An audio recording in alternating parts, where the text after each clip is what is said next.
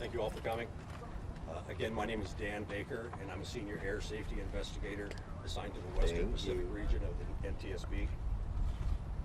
And I am the investigator in charge for this investigation. Before I continue, I want to offer my sincerest condolences to the family and friends and those who are affected by this accident. I'd also like to thank the City of San Diego, the San Diego Fire Department, the San Diego Police Department, for their outstanding support that we've had for our team during our time here on scene. I would also like to thank the FBI evidence response team who assisted us yesterday on scene as well. Most of our investigators arrived on scene yesterday afternoon and into the evening.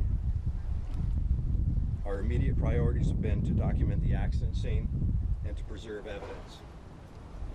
Our on-scene team consists of NTSB regional investigators, media relations, family assistance personnel.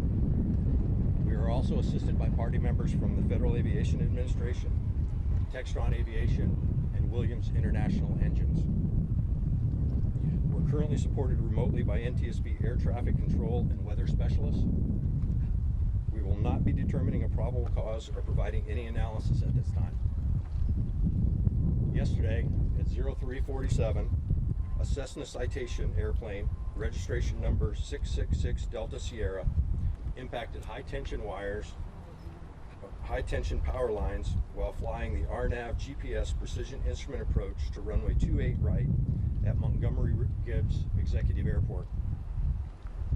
After impacting the high-tension power lines, the airplane descended and impacted the ground in a residential area near the intersection of Sample Street and Salmon Street.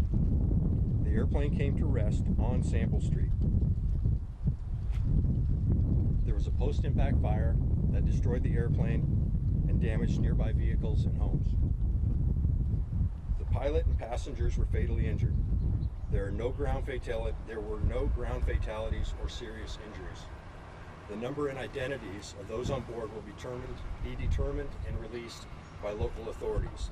The NTSB has no role in that process.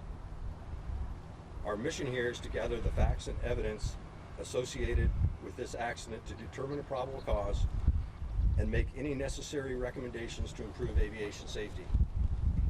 So far, we have recovered both automated dependent surveillance broadcast, or ADSB data, flight track data, and air traffic control audio from the accident flight. The pilot did not report any problems to air traffic control, and he did not declare an emergency. We have determined that the automated surface observing system, which provides airport weather conditions to pilots, was inoperative at the Montgomery Airport at the time of the accident due to an unrelated power surge. Air traffic control provided the pilot the weather conditions at Marine Corps Air Station Miramar before he began the approach to Montgomery Airport. The weather at Miramar was briefed as wind calm, 1/2 mile visibility, and 200-foot ceiling. Miramar is located about 4 miles north of the Montgomery Airport. We have also determined that there were notices to air mission, also called NOTAMs, in effect at the time of the accident that stated the runway 28 right precision approach path indicator and runway 28 right medium intensity approach light system with runway alignment indicator lights at Montgomery Airport were out of service. The airplane was not equipped with a flight data recorder. We're trying to determine at this time if the airplane was equipped with a cockpit voice recorder. We have maintenance records that indicate that there may have been one installed in the past, but we will not know for certain until we complete our wreckage examination.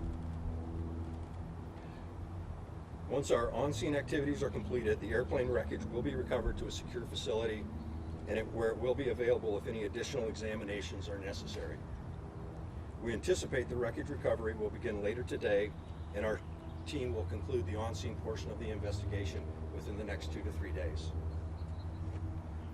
Once we conclude the on-scene portion of the investigation, we will continue to investigate pilot qualifications, training, flight history, and other human factors that may have been involved in the accident. We will investigate the airplane's maintenance history and in-flight performance, and we will continue to investigate any other environmental issues that may have been a factor in the accident. The next release of information regarding this investigation will be the issuance of a preliminary report. The preliminary report will be issued within 30 days of the date of the accident. A final report will be issued within 12 to 24 months following the accident. I will take a few questions at this time. Before you start, please state your name and affiliation before you ask any questions. Saw that hand first. Yes, Teterboro with the Innovation Network. So you're saying that there's no blog talks of this particular plane, and the fact that the pilot did a power close, what does that tell? So the question that I can answer is was the airplane equipped with a flight data recorder? No, the airplane was not equipped with a flight data recorder. We're investigating whether it was equipped with a cockpit voice recorder. The engines may have a flight data recording capability called a FADEC on board, and we're waiting to verify that as well. Matthew Sidor, Fox LA. Is it normal for an airport to have a non-working ASOS system? And then what kind of challenges would that make for pilots trying to land in weather? The question is it common for an airport to have an ASOS or out of system or out of service? I can't speak to that. I don't know what the number of airports are that have one that's out of service, but it's not at every airport. But it is necessary to provide weather updates to the pilot at the facility through the normal reporting procedure. Does that make it more challenging for pilots to land if that's not working? It affects the pilot's decision making, not the pilot's decision or the pilot's performance in the airplane. Excuse me, sir. David with the Channel 8 News here in San Diego. Did you say there were two systems that were out? And can you describe?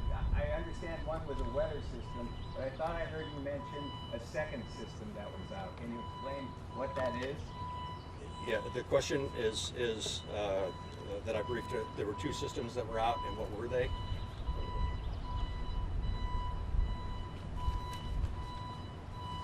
So there were notices to air mission, which is a notification system to pilots and aircrew whether there's any important information that they need to pass on to the to aircrew about any restrictions or runway closures, various other things that may be happening at an airport or an air traffic control facility. And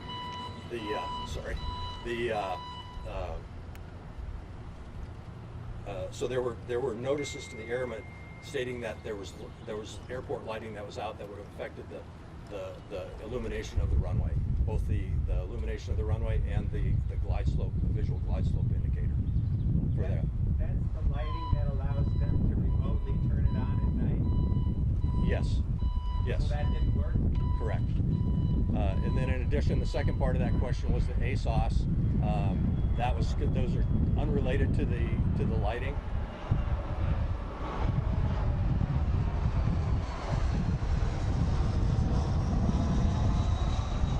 So the ASOS system, the weather reporting system, is unrelated to the lighting. It's a separate system, and that experienced some sort of a technical glitch prior to the accident. I don't know the exact time that took it offline, so it was not available at the airport. So the pilot and the air traffic control is relying on other sources to gather weather information in the area in order to make a decision to continue the approach. But real quick, how high are those power lines, and how high is the jet supposed to be to clear those? What's the minimum altitude when he goes over those power lines? The question is, what is the minimum altitude to clear the power lines and how high they are? I have not received the measurements of that yet and done the calculations, so I can't answer that. How I had another question for you.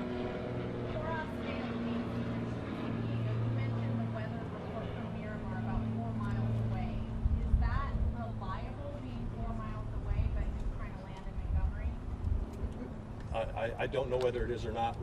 The question is, was the weather at Miramar reliable for the pilot to make a decision, or for the approach? And right now, I don't know. That's going to need to be compared to the actual weather conditions to find out how close they are and whether that was. This is kind of a related question. Do you know if the pilot was warned about the fog and the lightning from Miramar? The audio that I've heard indicates that there was weather reports of what the visibility and the ceilings were at the time in the area. So, yeah. Two more questions. So I spoke with the National Weather Service. They said they knew of the ASOS having issues May 20th, and that the FAA is responsible for maintaining the ASOS, but the FAA is also part of this investigation. So who oversees that part of the investigation? The question is who oversees the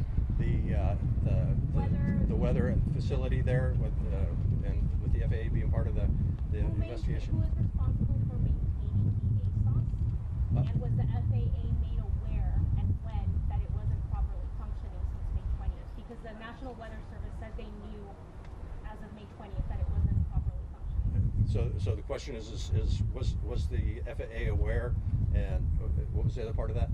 Was the FAA made aware that the ASOS was not properly functioning, and when? Okay, was the FAA aware, and if so, when? And the answer to that question is I need to find that out because I don't know the answer to that question. I apologize. One more question. From Telemundo, I would like to understand if they say were 6 bodies in the scene so far. Do you know about more victims?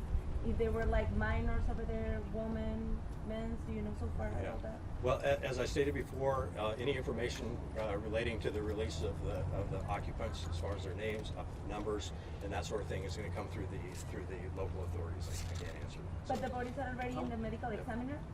How much more complicated is the investigation without a flight data? I won't say that it's more complicated. The question is how much more complicated is it without a flight data recorder? Flight data recorders provide a myriad of information depending on the make, model, and the installation, and so obviously any information you can get adds to that investigation. But without it, we use other sources of information, whether it's air traffic control, witnesses, video, the evidence that's available on the wreckage itself to tell the story of what happened.